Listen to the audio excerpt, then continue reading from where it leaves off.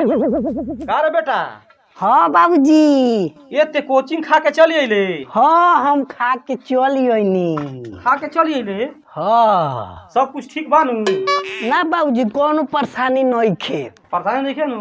ना ना। तब बेटा पढ़ के नाम करी है। हाँ ए बाबूजी का है कौन? हमारा बुझाता नु कि हम तनी मुनी जवान होतानी। ते जवान होता रे? हो अब तोरा बुझाता? हो ओहू के बारे में हम कुछ सोचे। तनी कौन लड़की देख के हमार सगाई करा दो ना। इतना जल्दी का बारे? जानता रहो सोचा तनी हमार सगाई हो जाइत नु तो हम जितना पैसा कमाई वही को लगे देती। अरे बाबू पानी पालो पानी ते कमाइबे तो ओइजा देबे रे। तोरा के पेड़ के पाला दिया पोसतानी। अरे ना ना ना ना ना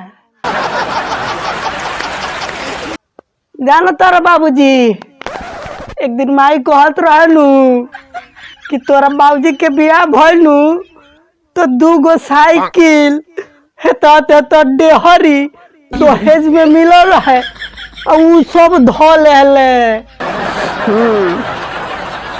तो एकरा मतलब ते का कहल चाहता रे? माने हम ये सोचता नहीं नु कि दहेजवा मिली बियाहवा में नु तो हम धो लेती।